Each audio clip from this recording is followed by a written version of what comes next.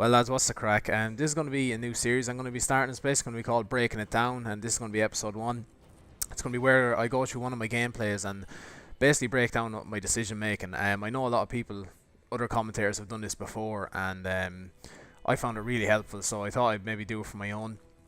But the reason I'm starting the game off in tier mode is because there's a couple of things I did want to say. For those people who wanted Skyrim, don't worry, Skyrim is going to be coming soon. I did start it the other day and my computer went to sleep because I wasn't using the mouse or the keyboard, and it stopped recording my voice and it stopped the game capture, and I was talking for about 20 minutes straight, which was quite annoying. And yeah, I've been up this morning anyways, and as you can see, look at that little spinny thing up in the top corner. What? 3D Chaos Reaper say what? Um what the fuck? Why is it on him? Okay. Oh yeah, there we go. So anyway, this is going to be breaking it down, episode 1. It's a 47-7 ground war TDM on Fallen, using the UMP extended mags. Sorry, the little thing at the bottom is going to disappear. The timeline in a minute. I walked out of the room and I started recording. I forgot to turn it off. It'll go now in a second. So as you can see here, guys, I start off rushing down this left hand side. This is where I generally go to in this map. I try and get around the flank straight away, and there's a guy on the head glitch. As you can see, I back away from the gunfight. He has the advantage on me. He's aimed down sight. I throw a grenade to try and get him, but I mess it up anyways, and I don't get him. So I kind of fall back, let my health regen. One of the main things you have to do in this game is let your health regenerate slowly, and I let him come to me. As you can see, he tried to rush me. He thought I was still hurt, and I'm gonna pick up a guy in the middle of the map there for 2 kills, kind of quickly enough off the bat anyways, within the first minute. So anyways, I'm going down my flanking route. I'm after kind of clearing the way a little bit. I see the attack insurgent there, so I'm kind of wary of going across the middle of the map in case he dies and spawns there again and he sees me moving across. But as you'll see in a minute, he actually does spawn there just as I make my move to go across the map, but he misses me, thankfully. So as you can see, I'm trying to get my bearings. As you can see, look, he just spawned there and he did miss me, thankfully. Like, you know, when you're... That's one of the things that can happen to you in this game. When you do start to overthink things, you're like, come on, I know he's going to spawn there, and then you're like, okay, he's not going to, and then he will when you least expect it. And right here, I did see the bounce of Betty, but it was a bit late, so I decided to try and pick up the kill, and I did get him. There's not much to say about Predator missiles. It's fairly self-explanatory. Aim for little red squares. Where am I going now?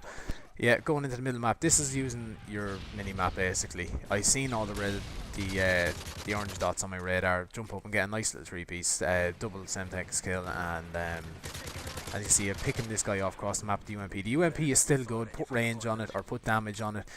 I think it has damage. I'm not sure. I think I might have kick or something on this one, but damage or range really does benefit. And as you can see, you die in your I died in my Predator missile. There's not much I can do about that really. I generally try and stick around the middle of the map. You can kind of control where things are going on. What was I saying? My god, I lost train of thought already. You know, I was going so well and so professional and everything, but I do generally try and stick around the edge of the map. As you can see, my team is all on the right hand side of me, and they're coming up on the left hand side. You can see a guy on the radar up in that top left hand window, and I try and pick a guy off because I seen a red circle up there anyways as well. I end up picking that guy up out of the window, and I die from a Predator missile again. There's not much I can do about kill streak deaths, you know. There's not much I can really do about it unless I was near a doorway and went inside. And as you can see, I'm going back to the middle of the map again. I can control this left hand side where the little gateway is here, or if they start to come from my right hand side, I can control it. But I didn't control it from my right hand side because that guy rushed me. I thought it was safe because I thought I had a teammate there, but I didn't notice that he died. I think I had a teammate there anyways. So, as you can see, they're all going back up to the window. That room up there is so like, there's always somebody in there. Always somebody in there. You can see here's the guy with attack insurgent again, and I nearly actually get killed by him because I thought I could get that guy out the window before that he spawned again.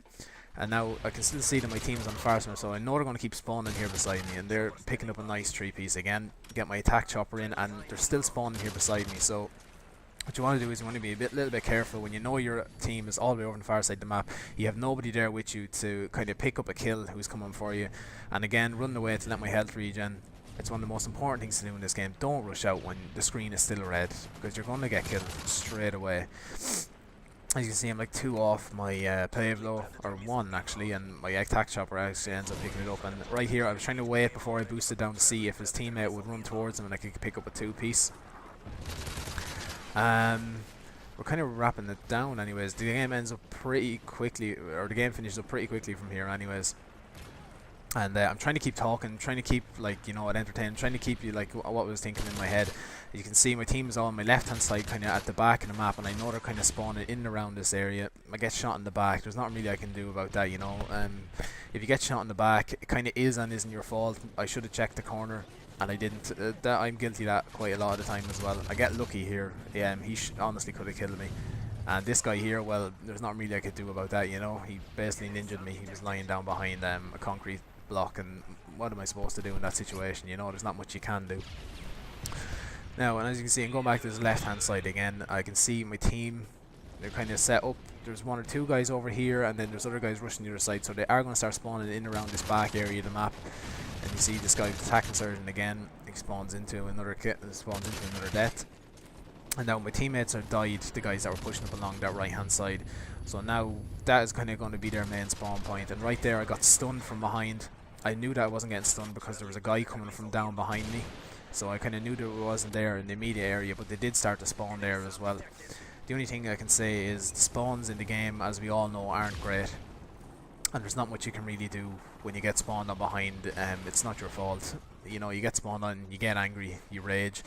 That's all you can really do. As you can see, as you can see, the enemy team is in the middle of the map right there, and they were trying to get into long range engagements with my team.